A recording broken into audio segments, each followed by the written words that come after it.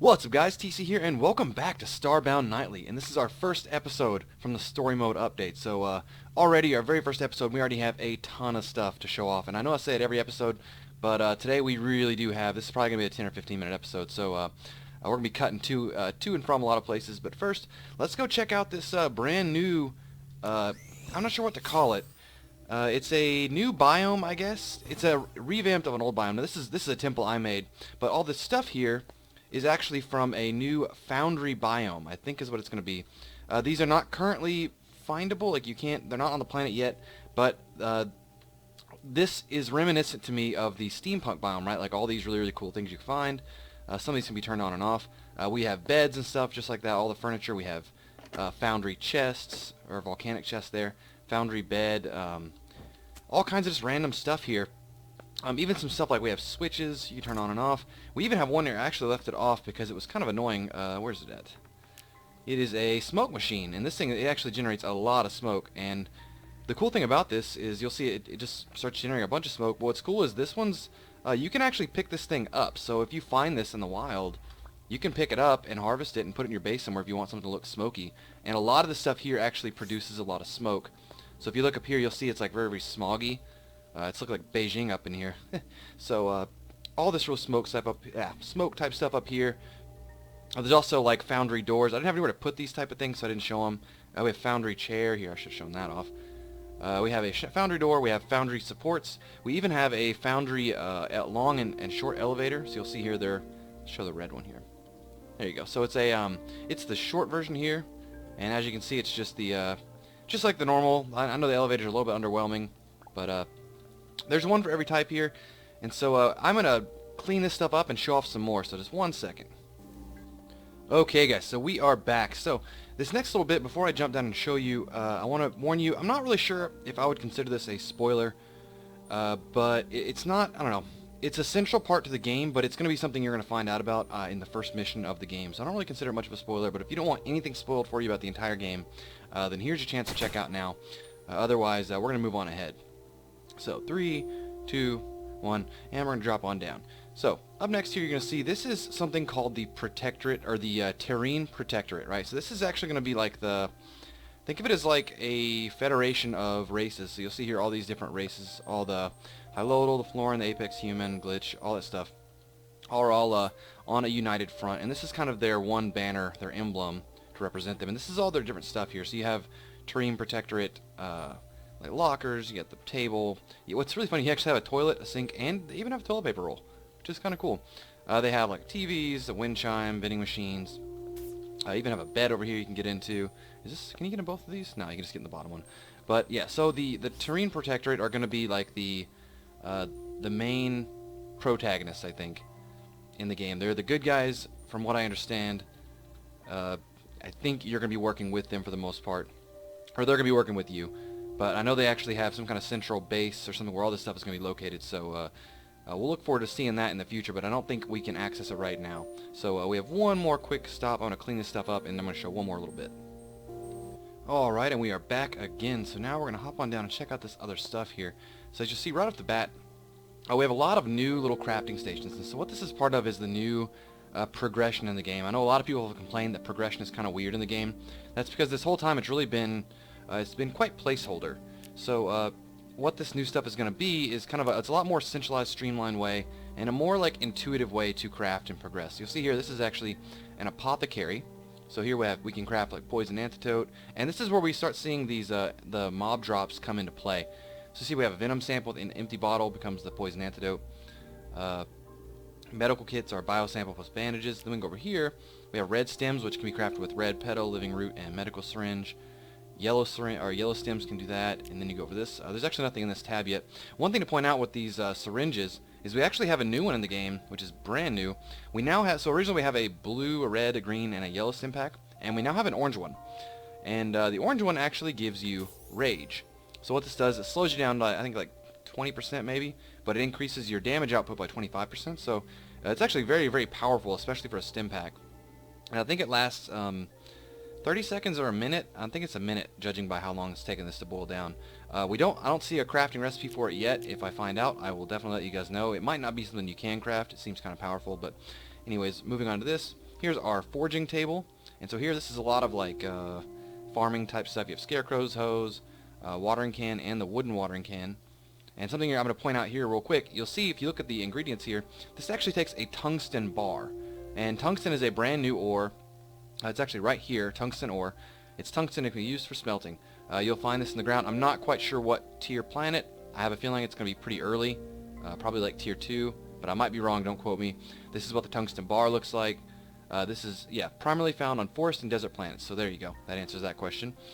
Speaking of other crafting materials we have here that's new, we have fired clay, we have volatile powder, we have glass, like actual glass, not the material you build with, but like a frame of glass used for crafting. And then also we have cotton. So I'm going to hop on here real quick and show you guys the new cotton. So we have cotton here. This is what you pick. And where's the cotton seeds at? Well, there's cotton seeds. I'm actually going to time warp, so watch these grow. Whoopsie, didn't water them. So as usual, like all the plants, you have to water them to keep them growing. Whoopsie shit. There we go. So we're going to time warp real quick. Water them one more time. Oh, come on. There we go. Time warp. And there we go. So now you can actually pluck these, and they are just like bananas and stuff that all you do is walk up and you don't have to replant them or anything. And they drop this cotton material, a tuft of cotton. And cotton is going to be used for crafting a lot of fabrics and stuff like that, which we'll get to that in just a second. So over here we have our furniture table. The furniture table is what where you build most of your like doors, couches, stuff like that, lighting, stuff that you don't have to collect entirely. But this is wooden beds. We got, what is this? Blueprints for tungsten chair. Yeah, I forgot about that. Let's see, blueprints.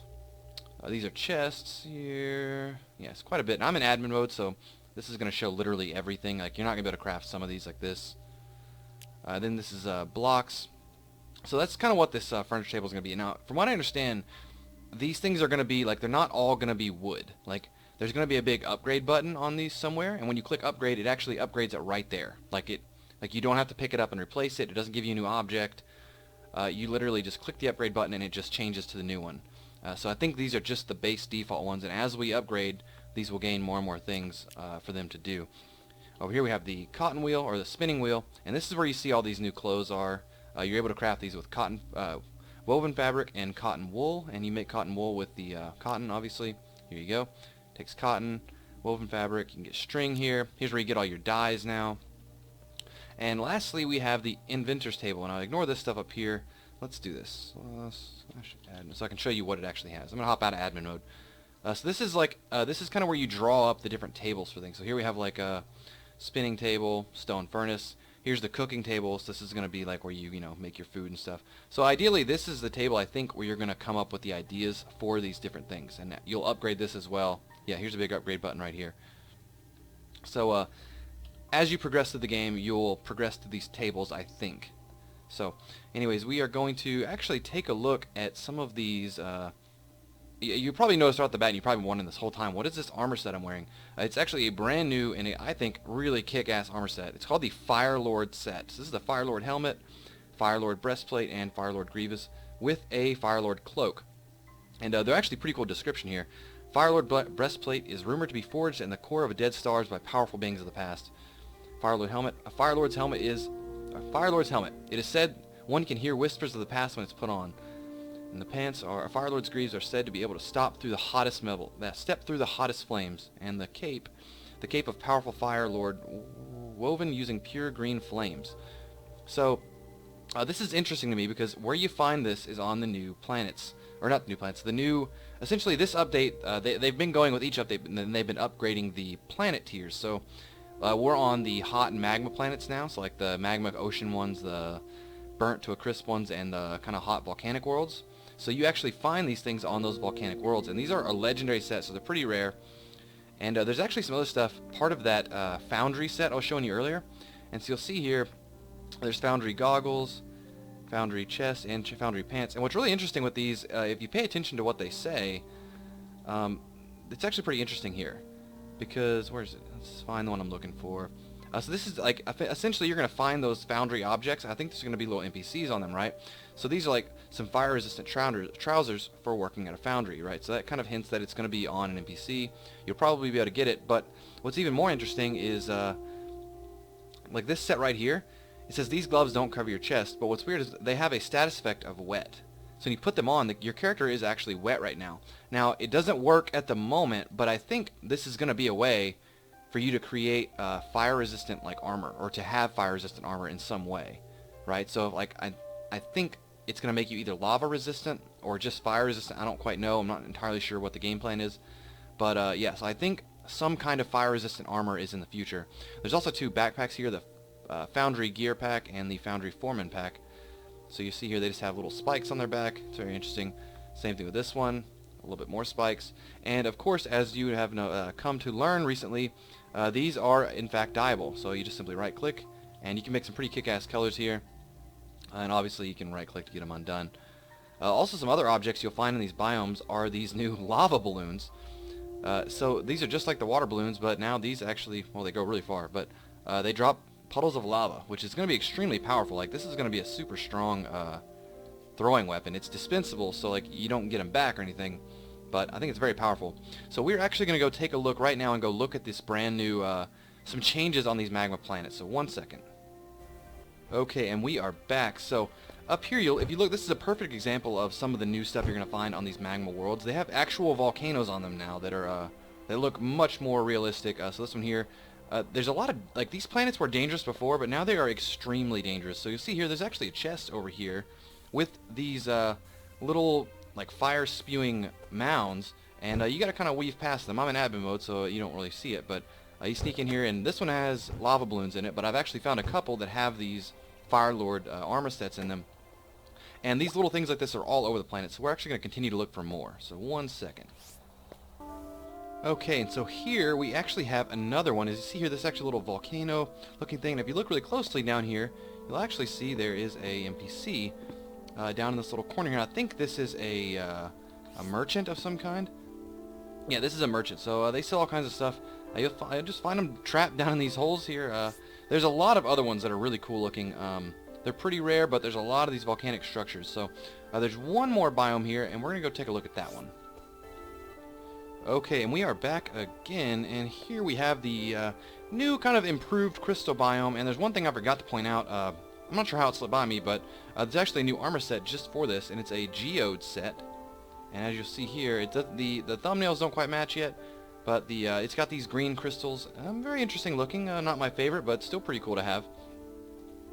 And so that's going to be pretty much wrapping it up for the biome changes. Now, the next little bit I'm going to show you guys is a huge spoiler. Okay, so this is a very, very, very big spoiler for the game. So if you're not interested in finding out anything about the upcoming bosses or anything like that, now is your chance to click away. So our next little segment is going to be on that. Okay, so this very last bit here is in regards to the new upcoming boss. So there is a new avian mission that is coming in, and he has a boss at the end of that mission. And right now the mission itself I think is disabled. I can't seem to get to it, but I can access the boss outside of his little contained area. So this guy is the Kluk's boss. I think that's how you're going to pronounce it. And it's going to be inside of a contained room, a lot like how the Floran spider is, the Ixodoom. So we're actually going to spawn him in real quick. I'm going to show you everything this guy does. He is really crazy. So spawn him in. Here he is. He's this like some type of bird type thing. And you see he actually spawns these pillars in as part of what he does. So he spawns in a laser beams here.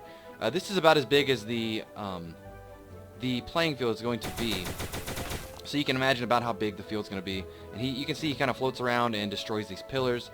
And I think as this last one goes, the lava goes away, and then this pillar goes down, I think. There we go. And he has different elemental attacks. So here, these things actually pulse at you. So as you'll see here, they shoot all over the place. He just leaves them in traces. You got to dodge them. They're very, very hard to dodge, actually. Now, the next one he has is ice, so you got to watch the floor here. So see, I got to scoot over. Here we go. We dodged it this time. And so he has lots of elemental attacks. This next one here, I think, is a wind-based one. It like kind of sucks you in. Yeah, there it is. So you'll see it actually pulls me back, and he shoots these energy pulses back. And you can't jump, or it's going to really suck you in. You got to really stay on the ground.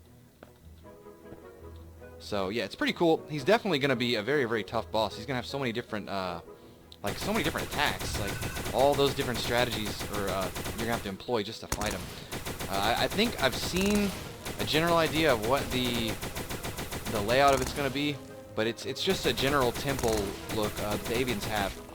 So yeah, this is the new upcoming boss. I think his actual name is the Avian Thunderbird. But for now, you can spawn him in with the monster. What is it? Spawn monster command. Kluk's boss. Oh, damn it! There we go. We got him. So he actually doesn't drop anything right now, but that's going to be the new boss. So it's been a very big episode today, guys. Hope you guys enjoyed it. Please rate, like, comment, subscribe, and I'll talk to y'all later.